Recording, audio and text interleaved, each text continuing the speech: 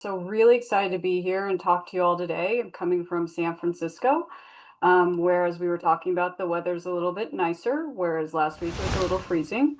And so this week we're all going to be talking about AI. And the goal of this presentation is we really want this to be interactive. So feel free to, as Ernie mentioned, add your questions in the chat and also raise your hands. But what we want to talk about specifically with AI, because I'm sure you're all at this point sick of hearing this buzzword, is really how does AI apply to all of us as CFOs and finance executives, and how can it really help us as business professionals and as professionals in our daily lives be more effective, be more productive, and really leverage this tool for what it ultimately is. And so when we're talking about AI, one of the things I like to do is really level set, what are we thinking about here and how is it going to revolutionize our jobs? Because we're hearing everything from AI can help us with complex financial analysis, it can help us with forecasting, it can help us with even transaction processing. So it can really free us up from everything and anything. And even some people are saying it can take the CFO's job. Well, one of the things we're finding is it probably won't take our day jobs, but it will help us with certain different things. So what we'll go over today is we'll talk about how AI can maximize our value in finance, what its impact is on our workforce, so the finance function, but also the broader business functions, what we're actually seeing that's working, and what's also not working as much. So like, are we really there with it being able to build Excel models, or is it kind of at a point where we still need to help massage it a little bit? Then also we'll talk about how do you adopt AI. So what's a practical roadmap for you using it personally, or as well as using it in your organizations. And then we'll also talk around, of course, all of our favorite topics, governance and risk management. So if we implement this in our organizations, what does that mean? How do we manage it and how do we govern it and how can it handle a proper spreadsheet? So before I like to begin, I really want to understand where everybody is at from an AI perspective and what we're all thinking about AI. And so I don't know, Joyce, if we were able to get this in the Zoom poll, but if we're not, we can go ahead and do this in the chat. But I really want to understand where you guys at when you're thinking about AI and job impact. So is your team worried that AI will currently take your job? And so first question is yes or no. And Joyce, do you know if we have this in the Zoom chat or should we go ahead and put this in the actual chat function? In the Zoom chat. Okay. Yeah, so please go ahead and put A for yes. You see that your team's worried about AI taking their job, or B for no.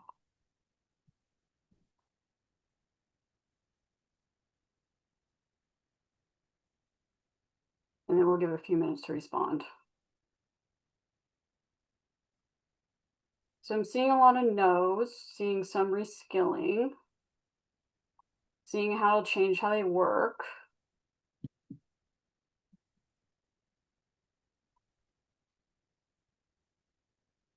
How about, Jeff, do you want to explain what you mean by you think it'll require reskilling? Yes. So I'm an FP&A person, so it'll be less about ensuring the data is correct and leveraging AI to help do that more efficiently and more focusing on what I consider to be the true value add, which is partnering with the business and building alignment across the organization. Great. Yeah, exactly. And that's kind of what we're seeing is it's starting to shift how people do their day-to-day jobs. And then Julie, how about yourself? You also put no, and then you mentioned that it'll change how you work. So I think there will be a lot of utilization of AI in some variance analysis, providing starting points of things to look into. I think that potentially for more junior people in accounting and finance, it has more of an opportunity. So the data might be coming from a different source. Yes, exactly. And that's one of the things we'll talk about is data management, because one of the things we're finding with AI is it really is that whole concept of garbage in, garbage out. And in particular, how you manage the data is very important within the AI realm. How about, was anybody thinking about, is their team worried that AI will take their job? And if so, what are they seeing around that type of issue?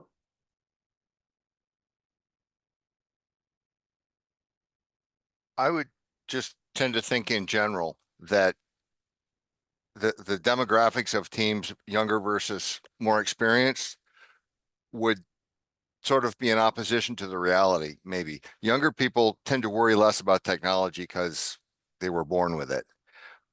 Some of us more experienced folks tend to worry more about that and lots of other things. And yet it AI can do whatever you ask it to do. It's a computer program writ large. But I would think younger people who do more familiar procedures, to put it nicely, that seems like that's where AI is going to come into play more quickly, more readily, sooner. Maybe the mass processing of data, checking data, and so on. Whereas the higher level stuff that more experienced people are involved with will certainly, and I think, be as a hard no, because there's so much to be done that hasn't been done yet. Let's face it, finance and accounting folks don't tend to be early adopters, as a general rule. There's going to be so much coming down the pike that is going to take longer. So those of us who are more experienced are probably, number one, going to not be as impacted as soon. And number two, yes, be much more impacted in general, because our business partnering and our communication and our interpretation skills, just as they've been important when somebody was faced with a bunch of numbers, now somebody's going to be faced with a bunch of AI output, and they need us to interpret that as well. So it would seem like neither one maybe is necessarily an issue unless you want to worry about it. Yeah, exactly. That's a good point, Brian, because what we're seeing is, we're a unique group because we're tend to be more experienced, and so we've gone through implementations before in the past, whether it was going through the cloud or going through ERP implementations. And so we've seen these ways of technologies come up. And so what we're seeing in AI adoptions as a whole is it really depends on the organization. And what you'll see is sometimes when you roll out the AI is initially you may end up with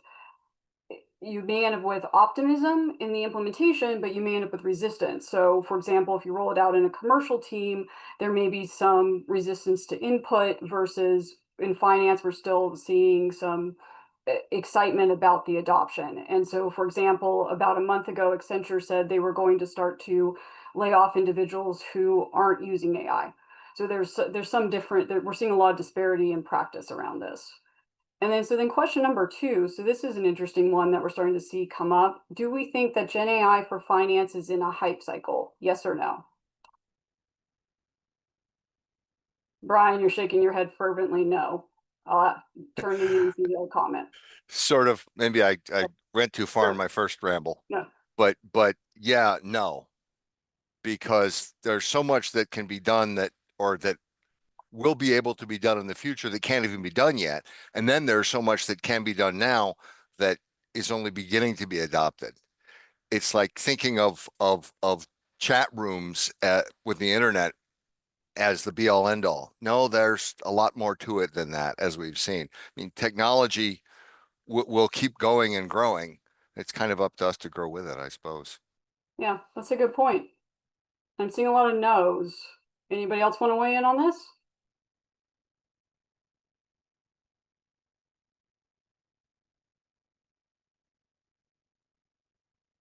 Well, one of the things we're seeing too as well is the planned spend this upcoming next 2 to 3 years is somewhere in the realm of about 3 trillion with AI. And so kind of to Brian's point, LLMs is about the first wave. And so one of the things we'll go over as current trends and topics is we are kind of at the beginning of the next wave of AI implementation. And so it's interesting to see the results here, because one of the other counterpoints to this is we are starting to also see with public companies a statement around AI has not returned as much value as they had initially hoped. So about 2 weeks ago, we had Salesforce come out and say that their AI adoption cycle was not as fast as they initially thought it would be, but they still anticipate that they will have value from it. I think one of the things, Julianne, which I struggle with is like, what is the end point people are trying to get to, right? Like, are we saying that we're going to be eventually left with one CFO analyst, and like, is that what you want? But it's not rational, right? Because the thing is, it's still an intelligent. It's not a, it's a smart processor, but it still doesn't have any intent, right? So even if you process all this stuff, what are you doing with it?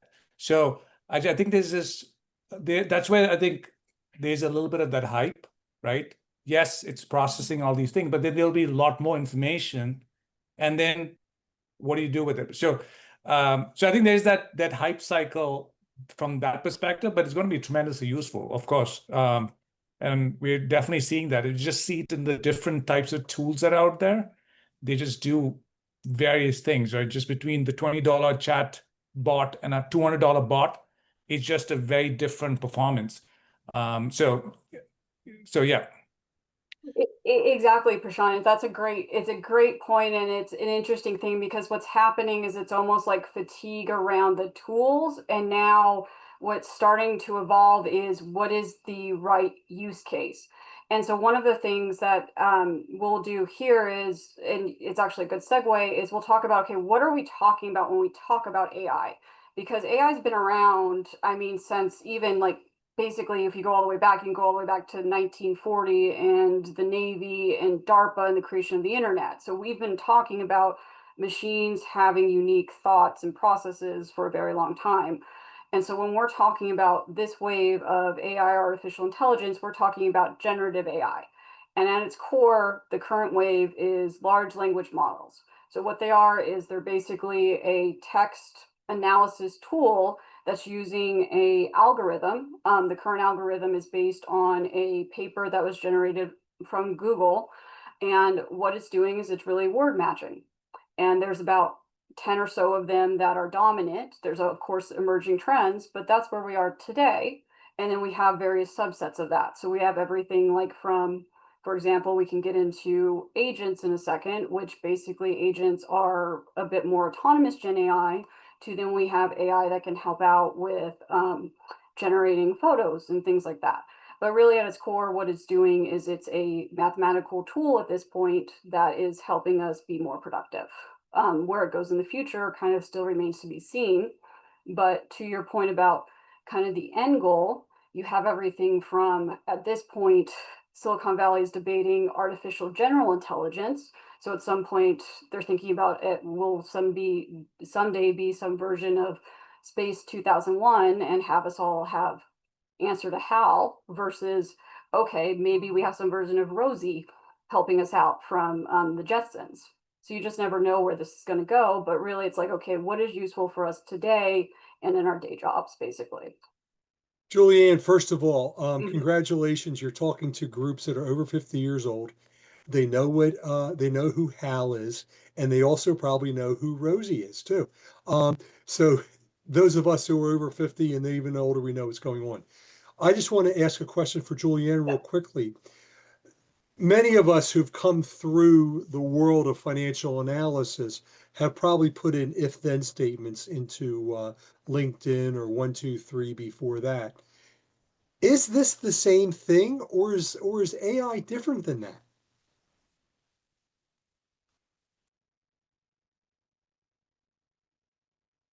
Is that a question to the group, Ernie, or is that a question No, to that's me? a question that's a question to you. Is when I was sitting back and doing financial analysis, when I was writing a memo off, I could say greater than, less than. I could sit back and make other more sophisticated comments about that based upon the statistical challenges, percentages of change over various components inside my report. Is this the same thing, or is this different? It's very similar, Ernie, is the way to think about it. Is it's an if-then statement, or it's really kind of a word problem is the way to think about it, because we'll get into this, but they call that word problem prompt engineering, which is really you pull up these tools, so these LLMs, whether it's your LLM of choice being ChatGPT, Claude, Gemini, you name it, and you ask it a question, but it's the same as if this, then do that. So it's all the stuff that we've all been familiar with, whether it was Excel or SQL, or even going back to like Lotus Notes in those days, which honestly, that's still around. But that's really what we're doing. We're at that first level, which is level 1 of what they call artificial intelligence maturity. You can go all the way to like, at this point, AI is defined in terms of maturity levels. They have a level 5, which is the equivalent of, back to those analogies, like Rosie, which is that independent robot helping us out.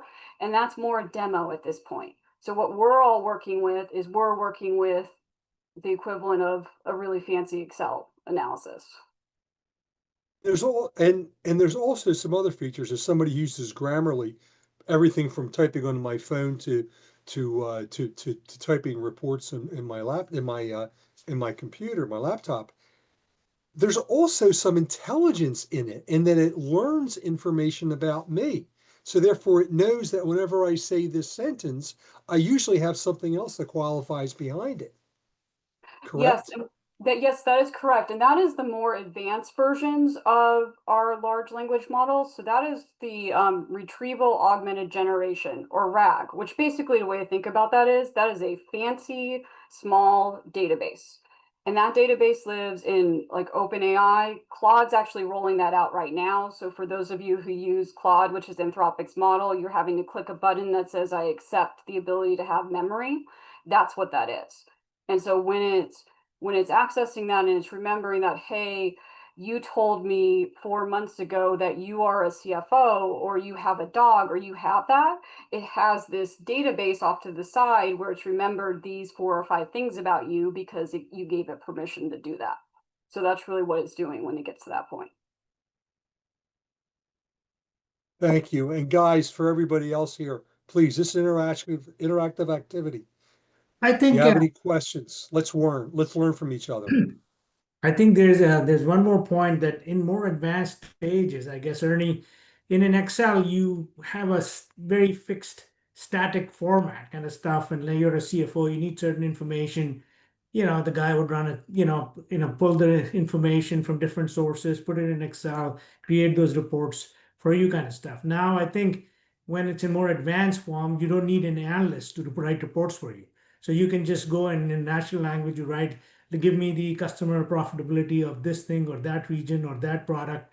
Give me, by, if you're a bank, by branch, by high net worth individuals, how many widgets are sold, and whatever is demand kind of stuff. So it's in your natural languages, but it's more advanced stages. People are doing it. You don't need people, and and again, to that point, that still it's a big machine. Just put the numbers there. It gives you the capability to write in a natural language all those queries which somebody would have run on SQL or produced this. You're just writing it at a senior level and getting the information real-time basis, if the data is permitting that. That's my understanding, Julian. Yes, and that's correct, Omar. So it's like you're asking it. So with the LLM side of the house, you're querying it.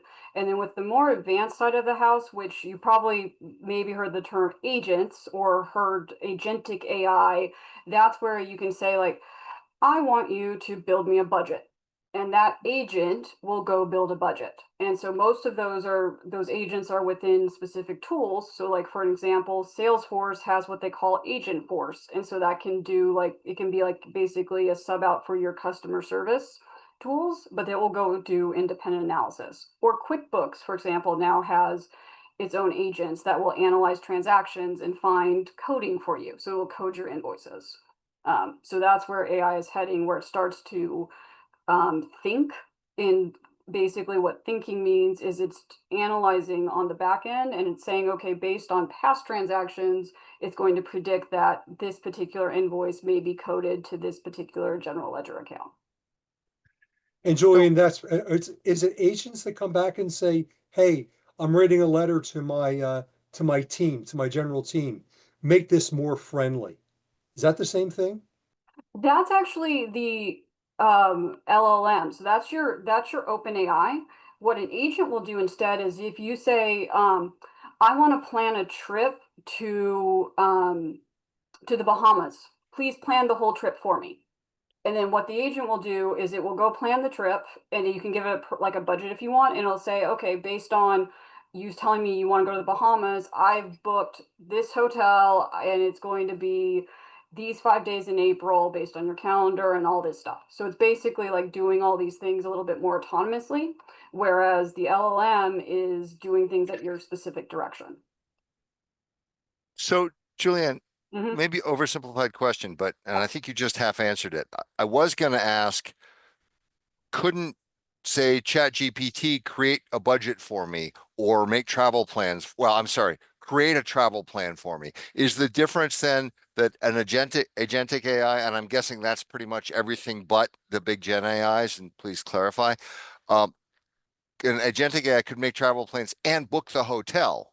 So and then an agentic AI could create a budget based on specific inputs that were maybe built into its use case, its rollout, as opposed to you having to dump everything in, where I would think a ChatGPT could create a budget if I gave it a bunch of inputs.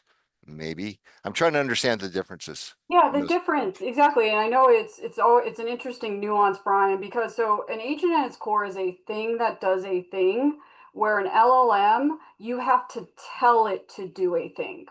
And so, and what compounds it is within OpenAI, you have agents.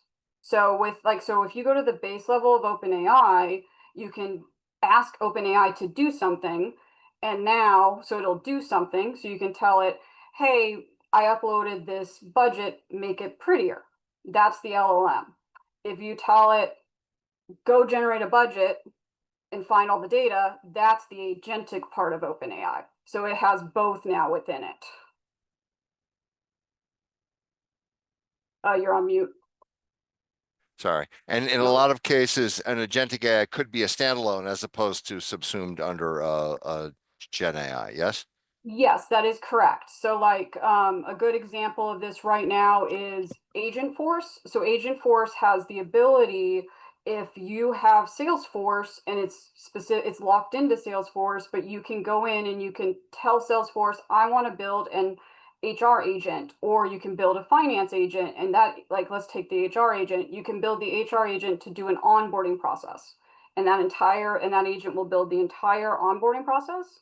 And so then whenever you go as an HR assistant or an HR manager, you'll talk to your agent, and your agent probably will give it a name like Susie or something. And you'll say, hi, Susie, can you onboard employee number 2?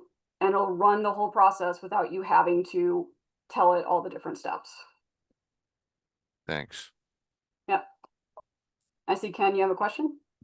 No, I was just gonna say, if you go back to the previous slide, and Sure. I know people are getting tripped up between Gen AI, Agentic AI, and Julianne, Yep. maybe let me know if I'm getting it right, because in my mind, there was also a FANG presentation about a couple of weeks ago from this guy, Bob Woods from PwC, which really laid this out nicely. In my mind, Gen AI is just your chatbot today with ChatGPT, Gemini, Claudia, etc., Claude, Anthropic.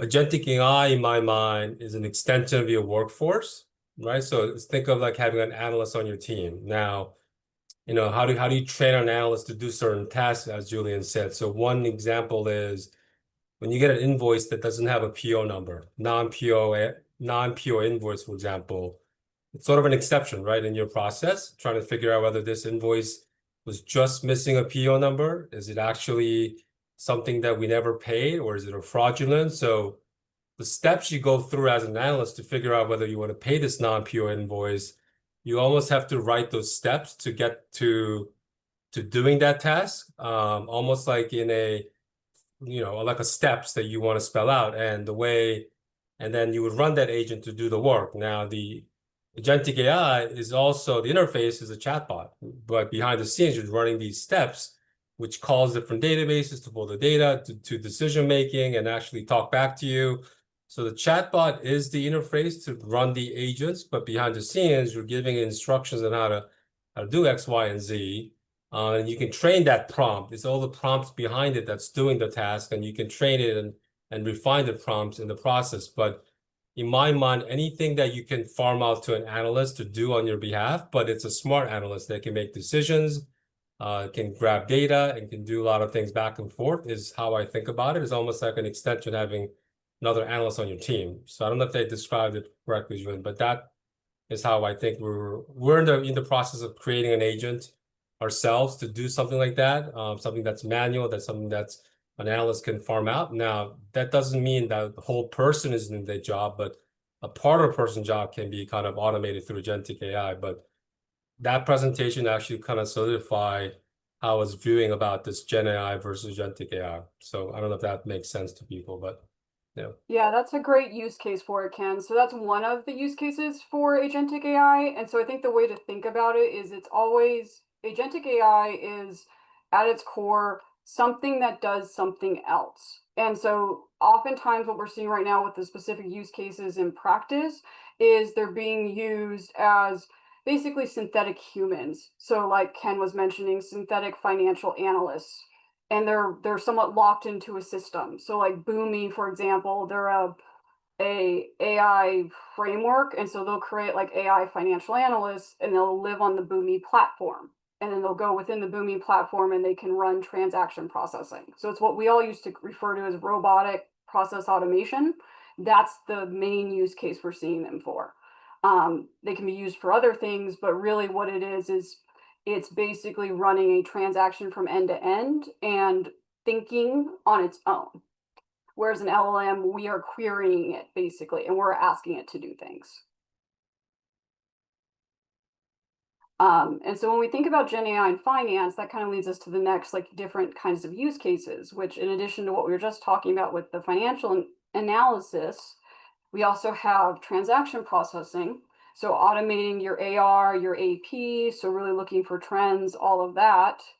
And then some of the more interesting use cases we've also seen is around risk management. So really seeing, okay, what is the trends in your data? And then what are some of those anomalies? And then as well as we're seeing it in financial reporting. And then also too, there are some edge cases around investment management. So back to the whole agent conversation, we're seeing agents being used to actually execute trades and think through how do you do management of investment portfolios. So there's lots of different use cases for Gen AI. It's just really kind of what is your imagination and where can you use AI for anything that can really analyze a lot of different data. Oh boy, I just missed the line between what you just described as Gen AI and what I thought I understood was agentic AI, general versus specific.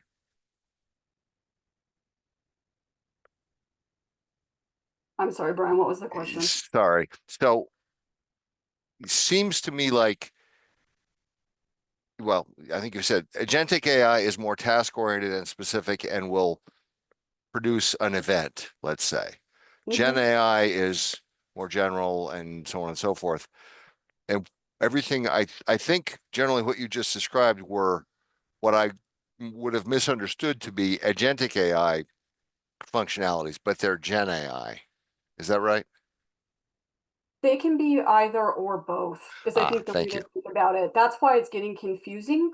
And so I think when you're thinking about AI as a whole right now, I would view it as generative AI or agentic systems. So what this is these are algorithms that can go create something new based on words.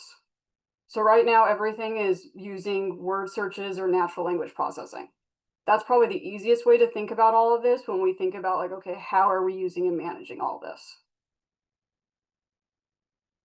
And that'll help because one of the things that I also wanted to share with all of us is some more emerging trends that have come up in the past 2 weeks. And so some of the things that we're seeing in real life practice, which may help illustrate this, is as AI has led to mass adoption within the finance realm, we're seeing some very good use cases of finance in the finance space, and then we're also seeing some more challenging use cases.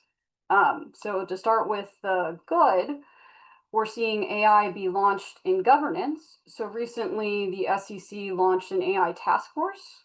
And so what they're doing is they're looking at how do you integrate AI within the government to integrate everything from investment management to the SEC is exploring, like, how do they regulate crypto or the financial markets, like in real time using AI. And so what this means is, like, for example, if a company goes public, they would look at your S1 using AI and adopt any anomalies around like disclosures and things like that. So they're starting to explore that. We also have, with Gen AI, we're now moving into the realm of what they call physical AI. So we have AI being used with robotics. So this particular robot was out at Dreamforce here in San Francisco last week. And what it was using Salesforce Agentforce. So it was using Gen AI plus robotics. And then what would happen is you would talk to it, and it could give you information about Dreamforce, but it could also give you information about the nonprofits that were out at Dreamforce. And so what we're seeing here now is a trend around convergence of all the different AI tools to become more useful and applicable in the real world. So I don't know, has anybody been to Vegas or been to San Francisco and seen the robotic cars driven around by Waymo? Yeah, so that's actually AI, or even Google Maps now has AI embedded in it. So that's a new use case we're seeing for what used to be machine learning, but now we're seeing AI within these different systems as well. And then moving into some more emerging trends of like, how do we manage AI? We're starting to see information around, okay, how do we govern and manage the data coming out? And so a new topic is, it started as a thing called vibe coding, which was individuals and engineers realized they could use Gen AI for coding, which led to this concept of vibe coding, which was basically meant you didn't have to know the code, you just had to know how to use the AI tools. And now that's kind of morphed into, like, for example, vibe finance or vibe business. And so they're creating chief vibe officers to really bring back creativity in business. And then Deloitte recently had an AI generated report that they produced for the Australian government. And they realized that there were numerous report errors. And so they actually had to go back and refund the government money from that perspective. So one of the lessons learned from that that's applicable to us is really, even as we use AI, we need to make sure that we understand how that information is being generated and cite the sources from that.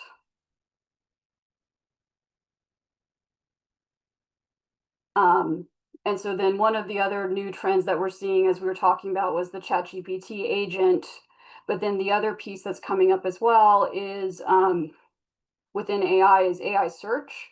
So for example, Perplexity, which is another one of the large language models, is recently offered a tool that mimics the search of the stock exchange. And now you can actually use it to search for insider trading. And eventually you'll be able to use this to search for stock trades by government officials, and also be able to continue to use it for finance dashboards. So what's happening with Perplexity is they're an AI search tool that uses Gen AI too. So they're kind of blending what you would see with Google and Gen AI into an interesting search function as well. I think, the interesting thing, which I noticed also, which we, for example, when you do a search on a website, it sort of gives you attribution of where the information is coming from. But it does, people obviously, because the information is so well summarized, people don't go to the links. And the impact of this particular, this improvement in the service is having impact on various business models, right? Like Wikipedia, for example, or like, the people where you are sort of clicking on a link to make money, that entire business model is being shaken up, right? I think that's one of the things which I'm realizing, Julianne, is very interesting, which is very subtle, right? But it is having an impact on people's, like even people in technology having to adjust to this, right? So, which I found that even Wiki was having an issue this week. They sort of mentioned that. Exactly, Prashant. Well, because that was the issue with that Deloitte report, was those links appeared accurate, but then when you go click on them and go follow them through, you'd find out, for example, the book was never generated. And so what happened with that was they ended up refunding the money, but then along those same lines, OpenAI recently had their dev day, and when their dev day came out, they're looking to do collaborations now with other companies, because what they're finding is individuals are changing their behavior patterns. And so now OpenAI is going to allow purchasing and click-throughs within ChatGPT itself. And so Walmart's going to be one of the first retail clients for this. But like, for example, if you search for, I want to buy new shoes, and like Nike pops up, and you'll be able to buy your Nikes through the Walmart connector within ChatGPT. So that's changing behaviors and buying patterns and all of that as well. So I think we have probably about 15 minutes, so we can walk through the practical roadmap for CFOs, or we can actually go into use cases. So I just want to make sure that we're okay on time check too, Ernie, as well. You are fine for time. Okay. Julianne, I'm going to tell you, this is a 90-minute at least exercise.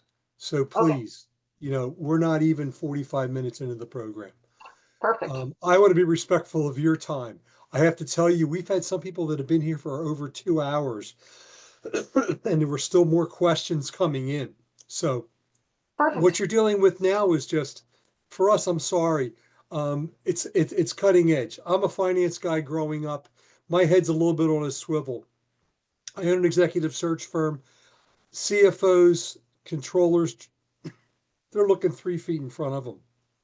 This is new stuff for a lot of us. So in many ways, it's Greek, but we're able to go off and learn from you. Let's get the dialogue, keep it going. Perfect. Just want to make sure we're good on time. And yeah, and I know it's all Greek, and that's part of the fun of it, and also the challenge of it is, it's like, I feel what happens with AI is we learn something and then the next week it changes. So it's one of the advantages that we're finding is that if you like change, this is a great time to be in finance and to be in our field. And if you don't like change, it's also a great time to be in finance in our field. So what this is really about a roadmap for how do we integrate all this stuff? Because it's like, we know we have AI, we have Gen AI, we have agentic AI, it kind of blends, and who knows what we'll have next week, because we'll probably have somebody arguing over some other new version of AI. So one of the things to think about from a best practice of how do you integrate this into your business or even just your life is really what we're finding is you can take it one of two ways. You can take it from the strategic, or you can take it from the transactional. But a good thing to do is pick your LLM of choice. It doesn't have to be OpenAI. It can be, for example, I use Claude a lot because Claude tends to be more finance focused, or some individuals like Gemini, because Gemini is integrated into the Google suite. But really figure out what key finance tasks are you putting off, and that can be a good area for you to use AI as a test case. So if there's something like you haven't overhauled your general ledger in a while, or there's you need to relook at your budget, because I know a lot of us are probably working on our budgets right now. That could be something that you look at, like take your past 3 or 5 years of your budgets, upload them to AI and say, okay, what are the trends? What do I need to look at?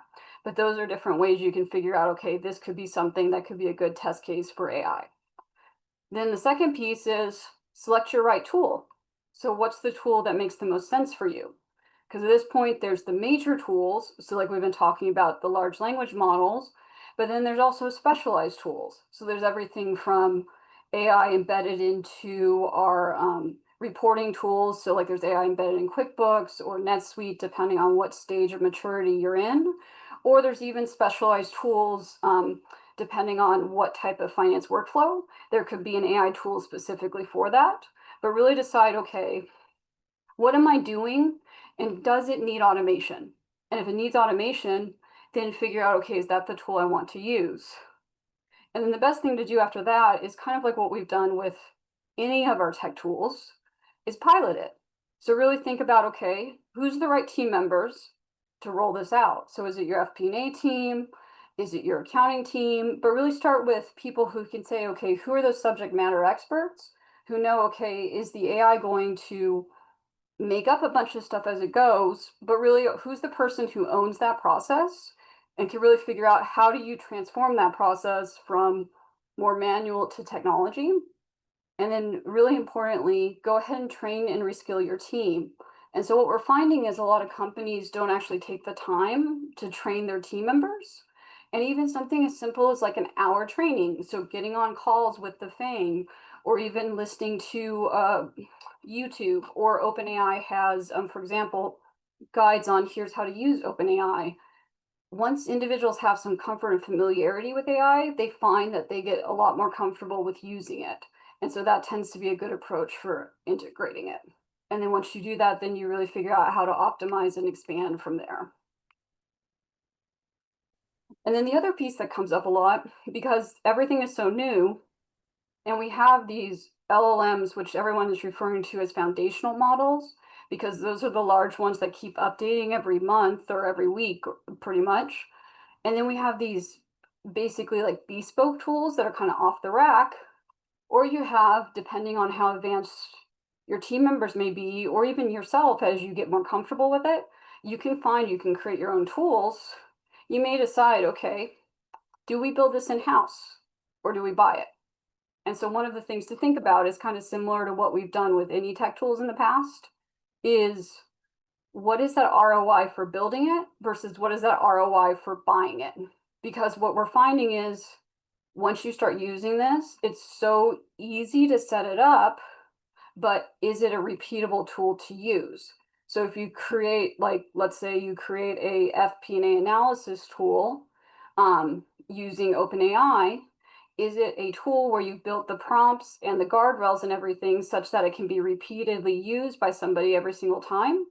Or does it make sense to go ahead and buy a tool that's already been built by somebody else? And then, of course, the other things to think about as you implement are data privacy, transparency, and then regulatory compliance. The US is getting better. For example, California has recently passed a couple AI laws, as well as a few other states, Colorado being one of them, and I think New York's on its way too. But one of the things to keep in mind is if you're an international company, you will have stricter AI rules than you will if you are based in the US. And so as you embark on thinking about AI implementation within your organization, it's always best to think about what we're finding is cross-functional implementation, because everyone really needs the data that's used in an AI tool. And then also, depending on the rules and regulations of your business, you may find that there are strict laws around AI use, or there may be none, just depending on where you're built, like implementing and using your products or services at. And then again, of course, talent acquisition and upskilling. What is going on with AI is a lot of it is kind of a grassroots movement for individuals to be trained. Organizations that invest in training tend to end up doing better. But what we're seeing is a lot of individuals find that if they train themselves, or if they share the learnings within their teams, that helps as well too. I think if I may, Julianne, I think you Sure. touched on a bunch of, items I probably marked earlier in the conversation. I think a couple of things. I think the size of the organization makes a big impact. I work for, I'm the CFO of a small company. We're like 35 people, 40 people, plus or minus. There's a lot of one person does that thing. Yeah. So it's if the tools aren't built into, say, the ERP you're using, it's going to be very difficult, adopting the tools. Like we might have to upgrade our ERP from what we are on now to something else because say just Oracle, NetSuite, whatever it is, one of the more, I was going to have some of these agent tools in, like, to your point of, hey, just have all your AP emails go through this thing. It'll grab the invoice, it'll code it, it'll do all that stuff. But that's because somebody's going to be already built, and a lot of the stuff's there. Do it yourself to pick a tool. the challenge. And so that means you got to spend money to save money there. And I think training it, what we talked about earlier about how to, test when there's no PO. I think, Ken, you had the comment about, if you're missing a PO, how to do that. That's putting an agent on, somebody's computer, and just monitoring everything they're doing. And then in about a couple months, it'll be like, oh, we know how to do most of how to solve that because it's learning. So that brings up the issue of, how much is somebody going to want to train something to potentially take its job? It starts out easy as like, oh, look, it can save you time from manually walking over and scanning invoices. But then it gets to the point where it's like, well, half your job or part of your job is now taken, especially if you're a one of one in an organization. It's very risky for that perspective. And I just think, the comments earlier on the regulatory and it's a bit of the Wild West. As much as we say that there's no regulation on being able to roll it out or not, if you're a private organization, for the most part, do what you want. And I think that's just going to be a lot of hurt because you're going to find the bad guys are always faster than the good guys. So as much as you want to do stuff, you have to understand the risks there, which always comes at the end. Everybody likes the sizzle. Nobody likes, the fact that you can burn your finger. And I think those are things that people have to start to consider.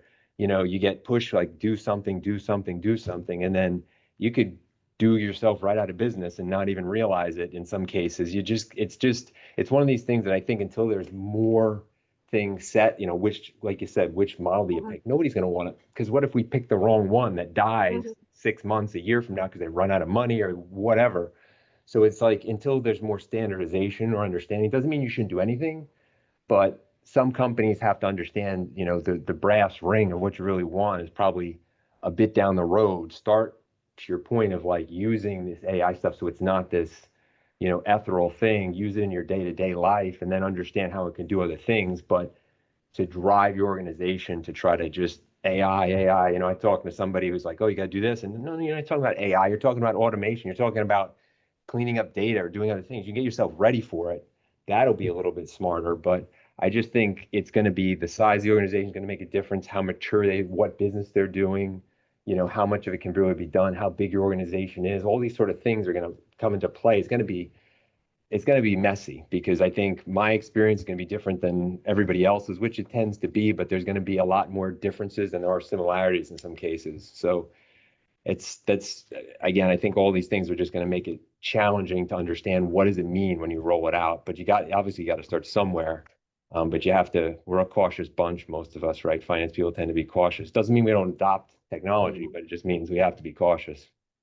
Yeah, and it's a good point, Jason, because what we're finding, especially so I work with organizations from like 10 people all the way up to 100 plus, and then at the board level as well. And so what we're finding is exactly what you're seeing is, especially with these organizations where they're emerging, is you can't go and boil the ocean with compliance. And so it tends to be a cross-functional team.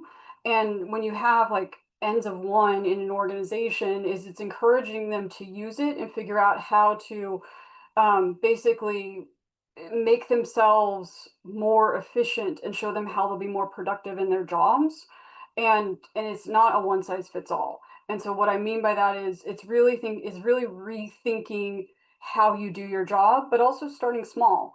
And so like I have a company right now, they're in the oncology space. Their project actually uses AI. It uses machine learning and all of that. On the corporate side, we're having deep discussions around how and when do we roll this out and which Gen AI large language model tool are we going to use? Because we know within the organization, because it's very tech forward, everyone's using their own individual LLM right now, because that's what the nature of the employees are. So we're at the point of we will purchase an enterprise LLM for the company, but we're making that decision based on what makes the most sense. So it'll probably be either Gemini or OpenAI, or we might end up doing both. But then once we do that, we'll train the teams on how to use it and have policies around how to use it. So it's really figuring out what makes the most sense for your specific organization versus saying, okay, every single organization must have these 5 things when they roll out their AI adoption. Yeah. I suspect with your second question you asked earlier was like, is it overhyped? I think there's I hope for the best, plan for the worst, but I think there's going to be a mini boom here of like a lot, because a lot of possibilities are out there, and I think some things are going to get simplified, unfortunately, or not in a certain way. I mean, again, it's like a framework. Like, why did the internet work? Well, everyone agreed to use a certain type of way of talk to each other, and HTTP and all those sorts of things. Like, that's when things clicked.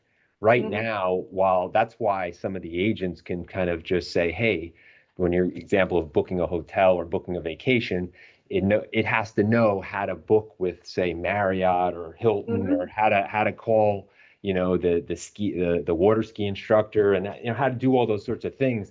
Not everything fits into that. Everyone has a phone number and everyone can take a call, but that's where you're going to run into these challenges of getting that stuff done. But yeah, it's just I think there's going to be a bit of some people are going to sit in the sidelines and see, kind of who stays and who goes. But I think the biggest way is the general tools we use, the ERP system, and that the more that standardizes how you can use these things, I think that's where you're going to get bigger adoption on these, and again, to your point, every company's finding it to use creative ways. It's gonna mean something different for everybody. So, when you're, having a conversation like this, and, you hear people are doing this or that, don't feel that you're out of the party. It just means that they're doing that because that works, but it might not work for every organization how they do it. There's some big swings, and there's other places that people are just going to hit onesie, twosie, singles, and doubles. Exactly. And it's really like, it's what makes sense for you. And I mean, at this point, it's a lot of these larger tools will push out AI without you even realizing it. I mean, it'll be in behind the scenes in the internal controls. But like a good example was Peloton rolled out AI beginning of October and just didn't tell anybody. So every single person who's a Peloton user all of a sudden got AI, whether they liked it or not. So you just never know how and when this stuff is going to roll out. Julianne, quick question. Prasad has a question. Prasad, instead of having me ask the question, why don't you take yourself off mute and you can ask Julianne directly. Prasad? There you are. You want me to ask a question? Please ask your question. No, so did I put a I didn't have a question, but I just put my information out there. But I guess just to Jason's point, Julianne, but I'm thinking is there's this idea that everybody wants perfection, right? Which is like, hey, we're used to like financial reporting, we have to do SOX reporting, things like that in finance. And then there's this tool, which obviously is very powerful, but people are not comfortable with the messiness. But I think the only thing I would tell people is that what it does is that it extracts information that we would not typically connect with each other, right? You have tons and tons of information. At some, people have just like, because it's so much volume over the years, people just don't deal with it, right? So they just put into a database, and then it's got, now what this particular tool does is that it connects that information, right? This concept of RAG that Julianne was talking about is that your information could be put into this one, this big blob, and you run the tool on it, and then it's going to connect these various things together and tell you, look, there's a driver of information here, right? And that is driving something there. And that's something which you never had insight on, which is what it's going to do, is where you sort of find the value from. But I don't think at this point we should be looking for precision, because that's not what we should be doing, because different organizations are built on different levels of maturity. And especially like in finance, we've acquired a number of companies over time, and I wouldn't want to do financial reporting using this tool, right? But it is powerful for what it can connect and provide a holistic picture.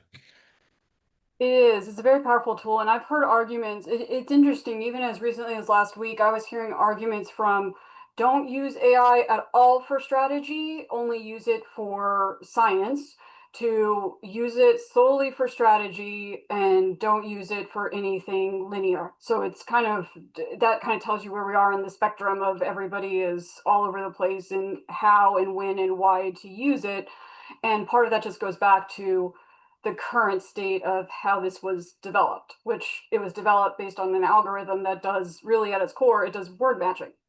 And so where the next evolution of it is going is it's going into there are a lot of emerging tools which are more like the smaller models where they're looking at taking our data or just data in general and building models based on more mathematical prompts. And so that we'll see coming probably here in the next like 1 to 2 years, and dealing with this concept of the challenges we're seeing with accuracy and what they call hallucinations.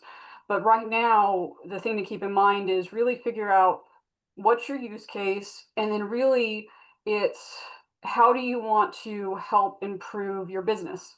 And that's kind of the opportunity which we all have used before, whether it was going to the cloud, whether it was implementing an enterprise resource system or automating some kind of data, and like how can you make our jobs and your team's jobs easier? And that's kind of the way to think about it. Mark, you had a question? Yeah, I'm thinking back to the last slide, you know, where you're preparing the finance team for AI implementation. Yep. For the companies that you're working with, I'm curious where the ownership lies, you know, because this isn't like a traditional type of technology where, you know, like a lot of ERP implementations, finance is involved, but our tech teams are also heavily involved. And so I'm starting to think about, you know, as you know, especially larger companies, like who owns the implementation of AI across the organization? Yeah, it's a great question, Mark. So it depends on the company stage and size. I'm finding it's very much top down for it to be most effective. So at one point there was a huge debate even at the board level of what level does the board get involved. And so the board, where that all settled was the board realized, okay, it's technology and it's more guidance around understanding what and how Gen AI is being used in the organization, whether it's the product side or the business side, and ensuring the guardrails are there. And then beyond that, it's more a working group. Right now, the prevailing theory is it's a working group among the executive team because it's cross-functional.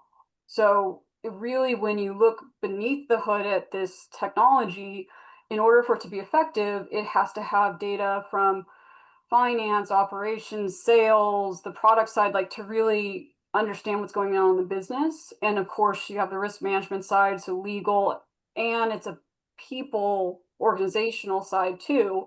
So what happens is you tend to see, and IT as well, so you tend to see a team form where that team is the team that drives the understanding of, okay, how do we roll this out? And that's the best practice. What typically happens first is all of a sudden you see it popping up where you have like 5 or 6 people or 5 or 6 functions using it. And then they realize, okay, we all need to figure out how to make this work cross-functionally. That's helpful. Thank you. Yeah, and I'd say one of the things too that we find that works really well with implementation is getting everyone comfortable that this can help them with their jobs, because even given how much myth and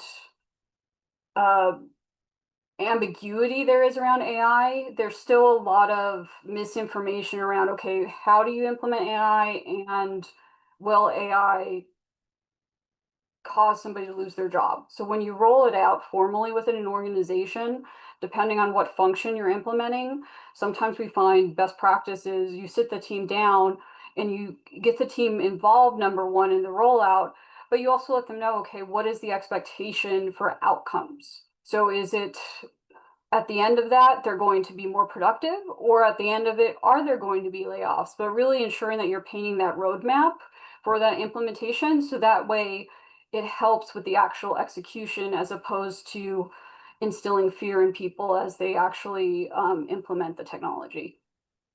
I remember I heard about a study where it was in a legal firm, a law firm, they gave like an AI agent, and to half the paralegals, they said, you must use this to do these things. And to the other half, they said, use it if you like it, use it to help you. The one that it was more vague and just kind of use it to help you, productivity went up. The ones that they said, you must use it, you must do these things, productivity went down, because people were just naturally, in general, resistant to having to use something that they're literally sitting there going, wow, this is doing things that I could do. But when you give it as like a partner to somebody to say, hey, use this as like, you know, an extra staff member, you know, use it to that equivalent to do all the things you don't like doing, it was a little more adopted. So, I mean, but that's in a section, that's in a kind of an area where, you know, large language model really good for legal because they use lots of words. Anyway.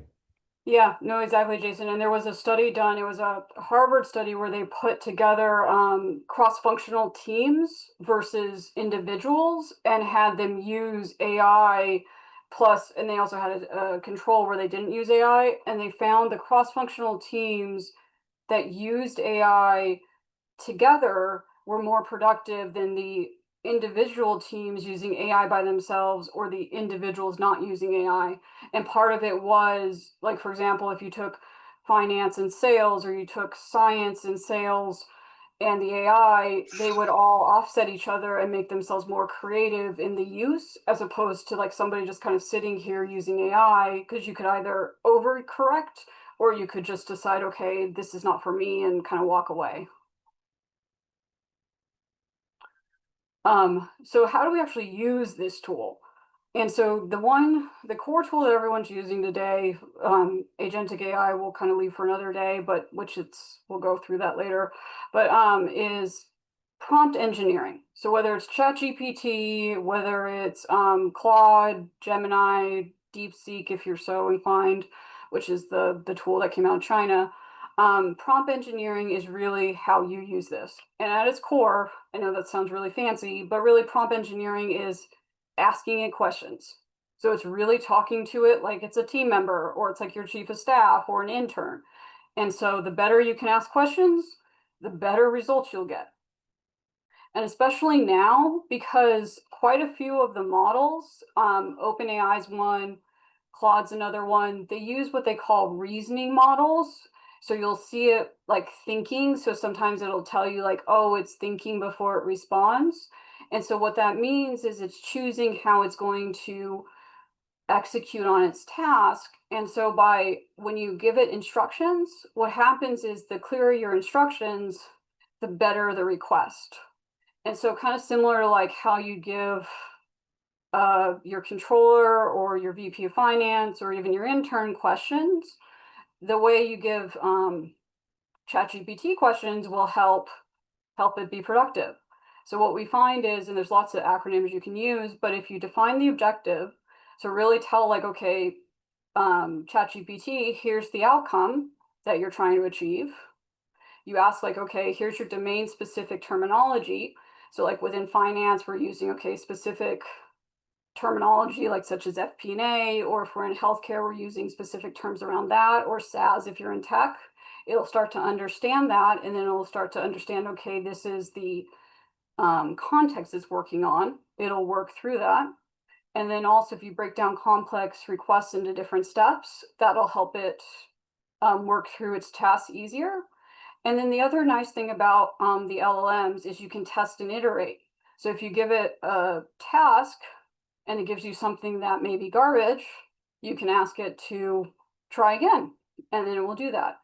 And then the other thing to do is encourage transparency. And what I mean by that is you ask it to cite the sources. So then you can go check those sources and make sure they're valid sources. And then hopefully you don't end up like Deloitte and having sources that go nowhere. And that's where our expertise or the human in the loop comes in.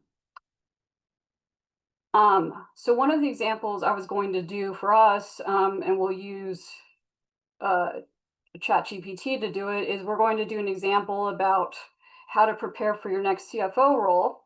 So I have an example of a resume here. So it's a CFO's resume, and we'll upload that to ChatGPT along with a, let's see, where is it? CFO job description for a Fortune 100 tech company. And then I'm going to use ChatGPT to help me figure out how do I prep my resume for that particular job description and see, okay, what gaps am I missing? What are some of those opportunities that that particular CFO needs to consider? And then how do I update my resume to ensure that I'm appropriately drafted my resume for that particular position? So we'll go in. And so for this one, I'm using ChatGPT. And then what I did was I actually set up, before this, I set up a project within ChatGPT. And both ChatGPT and Claude has this right now, where if you're working on a specific project that has different documents and stuff like that, you can create what they call a project, where you can name it, you can add files, and then you can also share it with people. You see, I think it got rid of the files.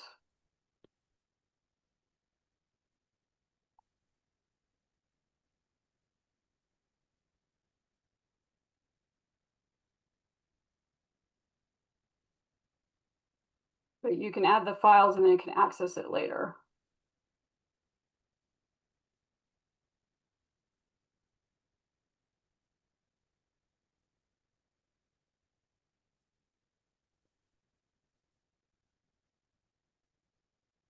And then what also happens is it'll refer to the same chats within that project, and you can reference back to them as well.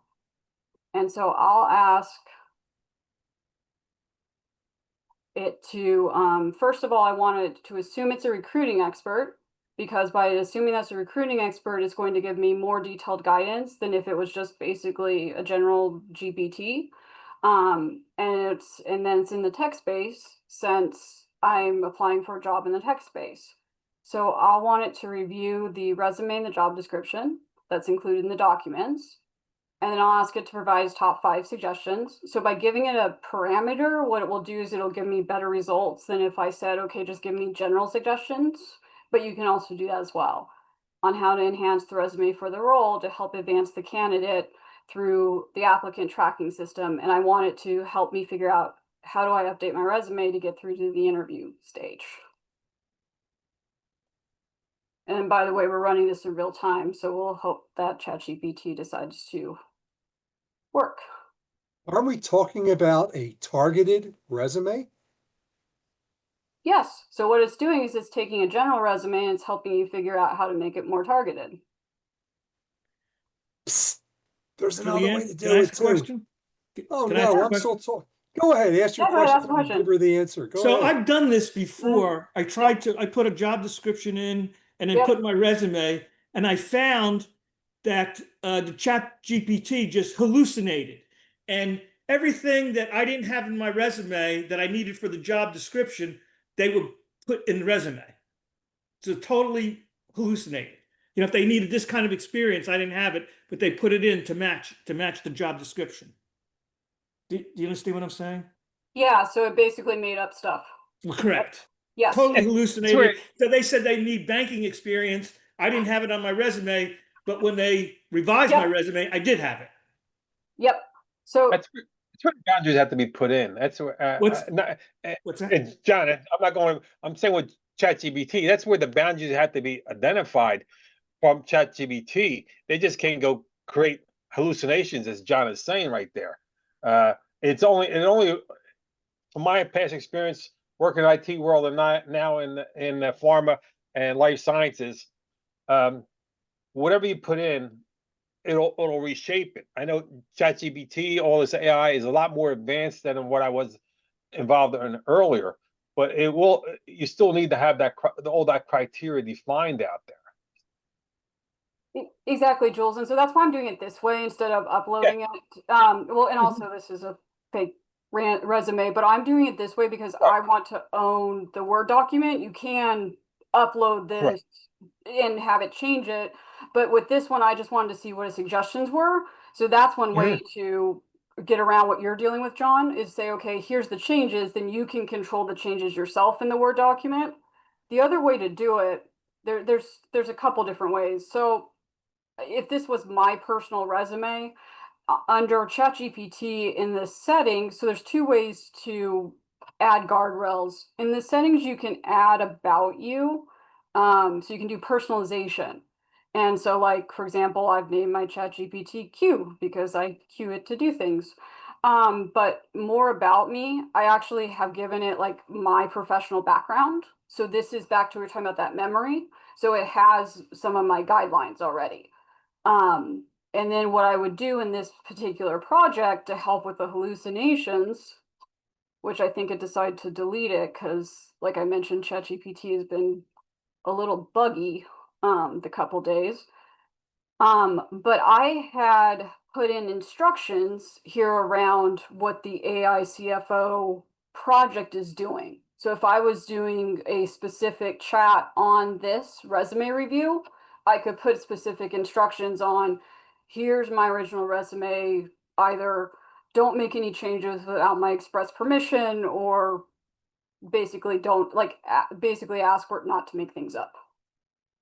That's the other way to do it.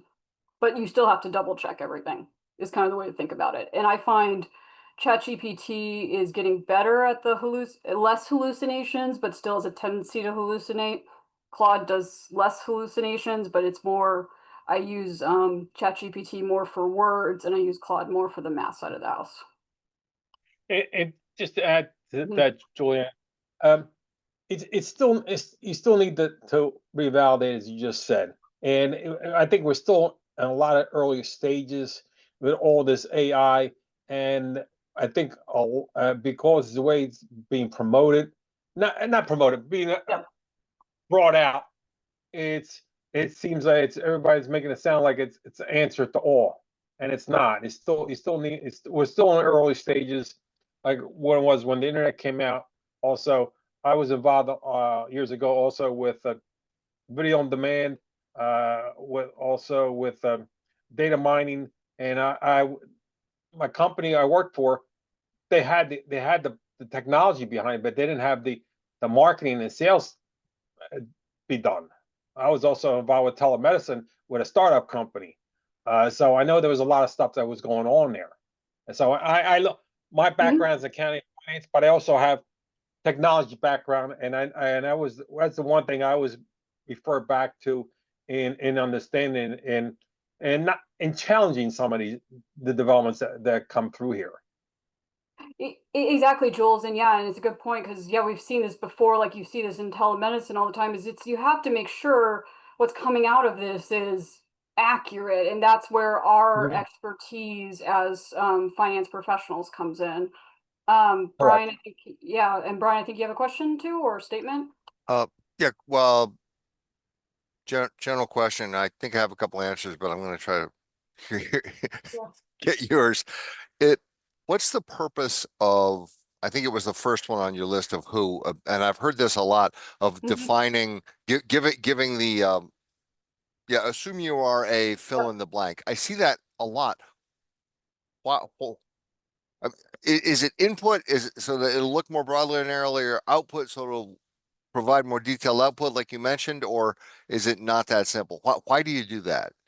Yeah, it's a great question, Brian. So what it does is it sets ChatGPT's mind, or it sets the context, it frames it.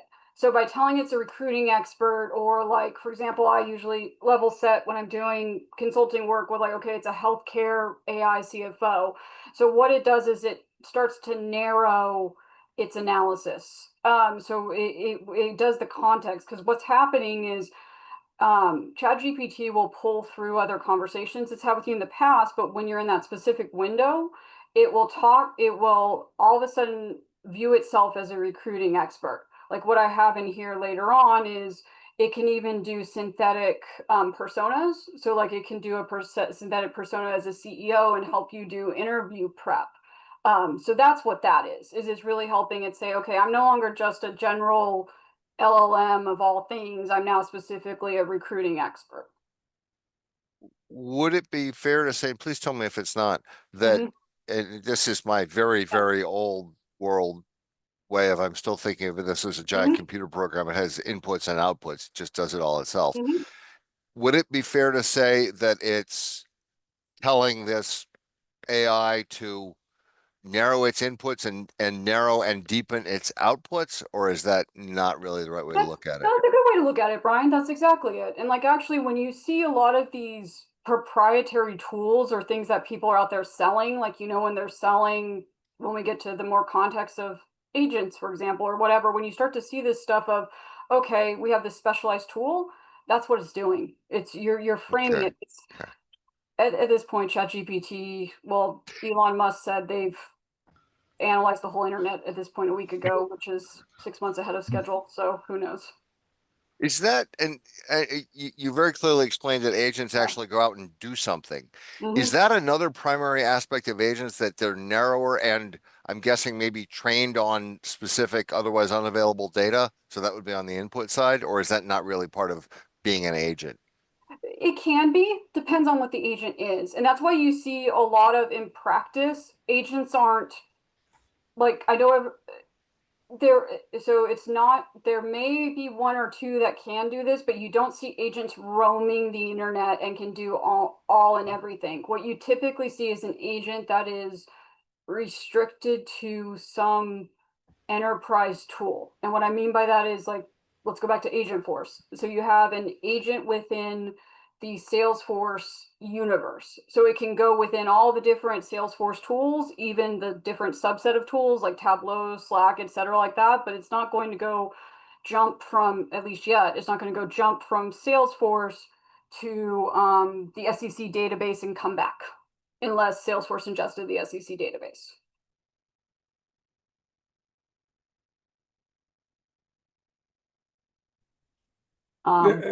Julian, Yeah. the flip question to this is, like, if every job seeker does this, right, what does that do to the people who are looking, right? Yep. There's obviously a question of volumes and people being super overwhelmed by the amount of things they have to look at. Is there, maybe there's no answer to that, right? But but I'm just thinking if you had any thoughts on it. I've actually seen this in practice, not with a finance role, but with actually with a medical clinical ops role. We flipped on a clinical ops role at one of my companies, and interestingly enough, we ended up with over 500 applications in 24 hours. 100 of them came from a place in Africa, is where we traced it to, and most of them were fake resumes. So what happened was we had to cut off that job description or that job posting very quickly. And so it's in effect muddying the process is what we're seeing. Like, so two things need to happen. It's candidates need to get better at ensuring their resume can make it through the applicant tracking system. So that's why I wrote that specific phrase. But more importantly, the applicant tracking systems, which haven't caught up to this, is they also need to figure out how do they do the screening tools. Because what we're finding is, and we're still exploring how that happened, is you have the good actors who are trying to get through to an interview and get the qualified people, but then you have the bad actors who are on the flip side using it for whatever reason they're using it for. And we didn't take the time to explore why we had that many bad candidates applying for the role, but we figured it probably had some kind of job fraud. So that's what we're starting to see. Hey, Julian, what's go-to Gen AI tool, right? Is it Gemini or ChatGPT or Claude? My go-to, it's a little bit of, it's about 50-50 ChatGPT and Claude. Claude is my financial analysis tool.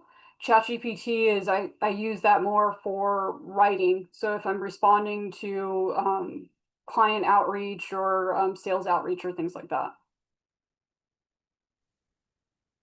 Had another question? Sure. Sorry, I didn't raise my hand. Well, I did. Oh, you did, yeah. The analog hand. Yeah.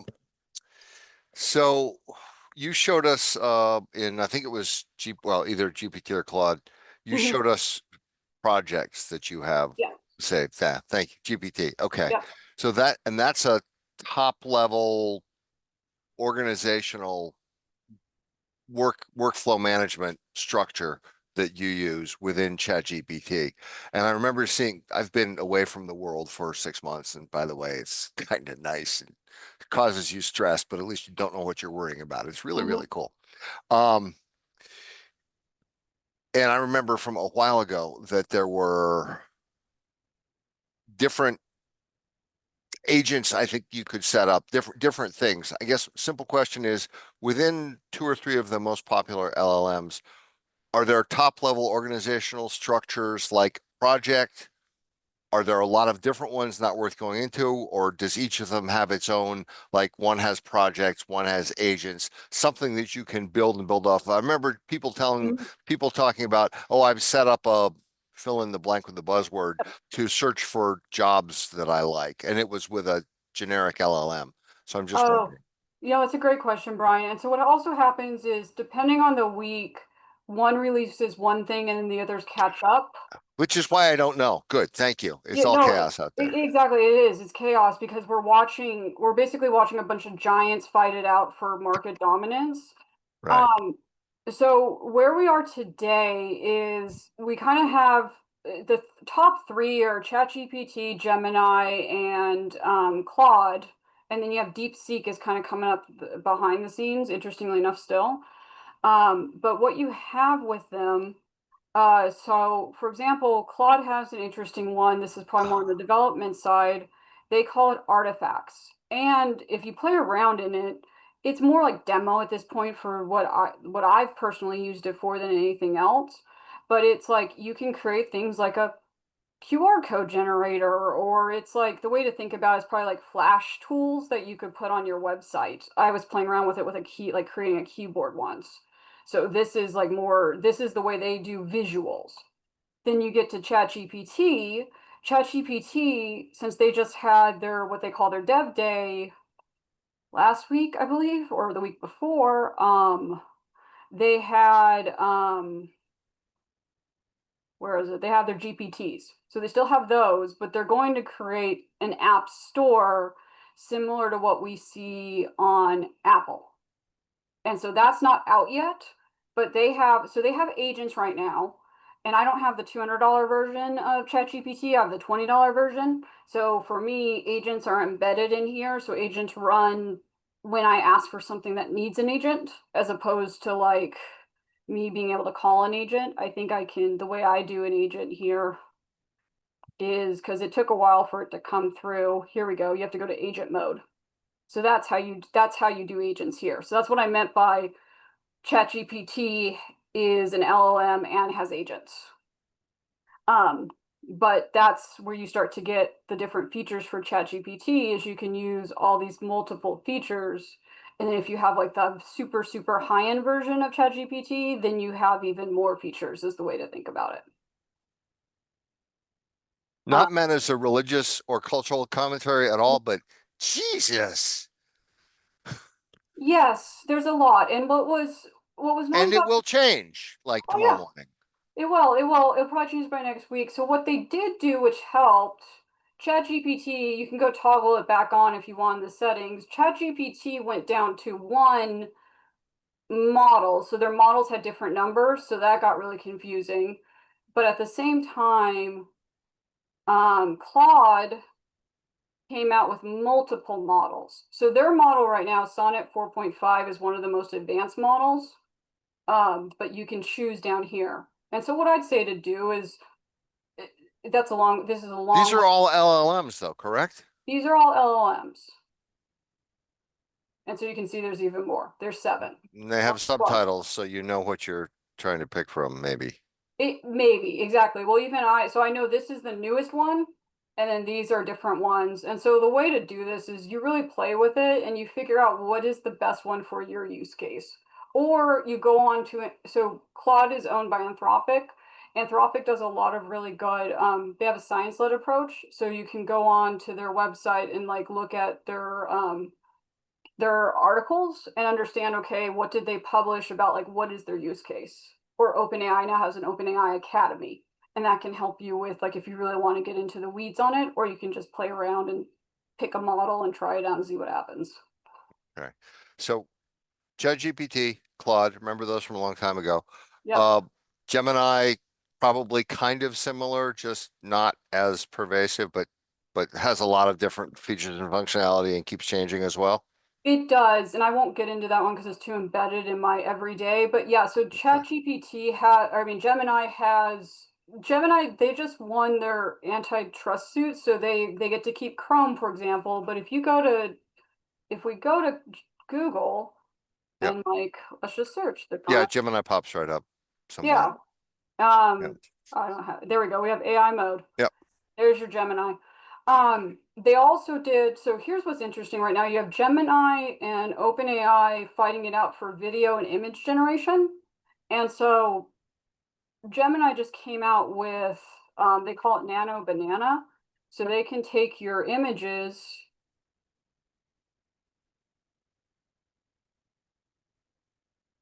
And yeah, they talk about what that is, but they'll actually pop it up and you can do, and actually it's under images now, probably. There we go. You can combine like an image of you with an image of, like I was trying to combine with an image of, trying to take an image of myself with an image of my dog and combine them together. It'll do things like that. And that's already pre-built in here if you have Gemini. So you can play around with it. And then what like, where does Copilot fit into all this? Is that just sort of a built-in aid that gets added onto your new laptop that you have to buy because Microsoft's abandoning Windows 10? Well, Last week. It's a great question. Well, so Copilot is Microsoft's version, and so Microsoft's version, because Microsoft and OpenAI are partnered. It's OpenAI, but it runs through several different layers, and it has different guardrails, and then you have Copilot there. So Copilot's another version, and if you have Office 365, you can buy an additional subscription to Copilot and then leverage Copilot like within Excel and things like that as well. So that's sort of like more agent-ish than an LLM, maybe? It's also an LLM. So it's the same. So Okay. it's actually, the way to think about it is ChatGPT with an extra layer on top of it. A layer of like user quote unquote friendliness? Yes. It's like, because what they did is they put the Bing search on top of ChatGPT. So more entry points, more kind of hand-holding-ish. Yes. Okay. Julianne, I'm looking at the time. Yep. I'm also looking at attrition. We're about 30% down from where we began at the high. If anyone has any other questions for Julianne, please, reach out to her directly. Her contact information, Julianne, if you could slip that into the chat feature, that'd be great. So we can ask you again. I'm just so glad that we were able to get Julianne.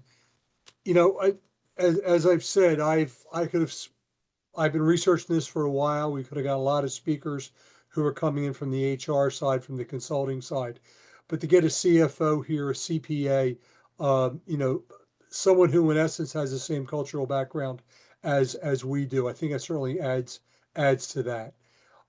So guys and gals, hopefully that's helpful as well. Julianne, as I'm sitting back and looking at this, I have to say, again, being old enough, I can remember 1, 2, 3. Lotus is 1, 2, 3, and yeah, thanks. But what it comes down to is that some of us hung our hats on 1, 2, 3, and we were super users, and Symphony loved us, and then all of a sudden, Microsoft came out, and everything was Windows, and everything was Excel, and their suite, and we were now useless people who did not know how to do macros, and things happen. Are we seeing this again?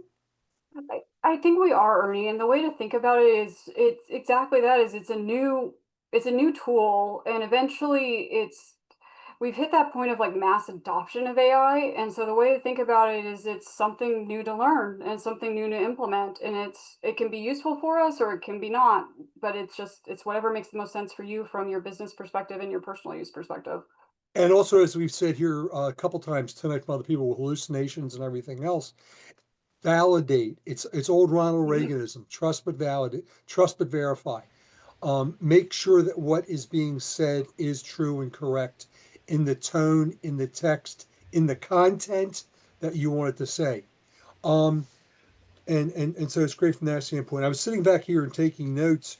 The other thing is that as I'm sitting back and hearing all this stuff, and I'm mentoring young kids out of undergrad and graduate schools. Oh my God, AI is going to take my job away from me. My potential employer tells me that there are no more entry level positions with AI. Julianne, give me your feedback on that.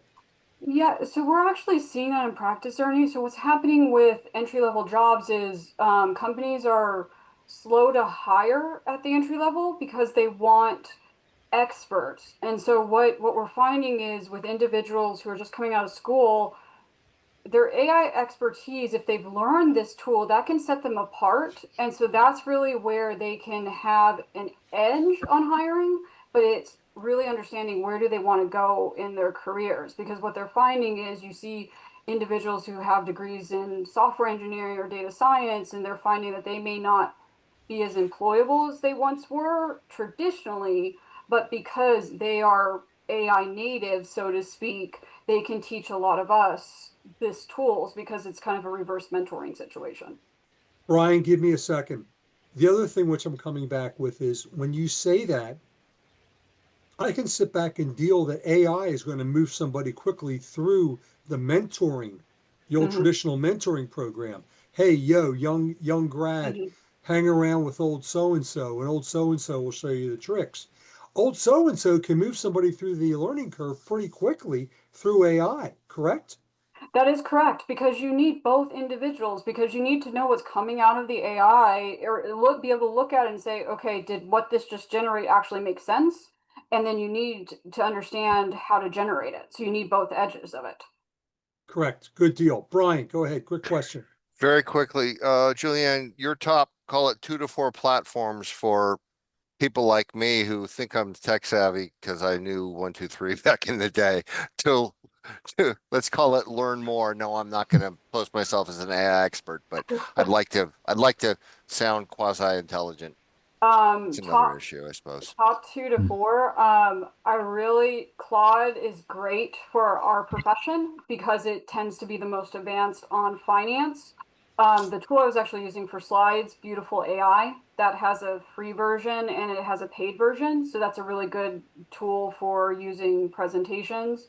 And then actually the one that I don't personally use, but I know a lot of individuals use it, Notebook LM. That's a Google tool that takes any PDF, Word document, really anything, and turns it into a podcast. So if you're an audio listener, good for Sorry, I that. was curious about learning platforms, Coursera, Oh, learning edX, platforms. Udemy, yada yada. Any thoughts? Whatever comes to mind. Oh, Coursera is good, and then Harvard has a data digital and something. They call it D cubed. They have a bunch of AI courses for free or low cost.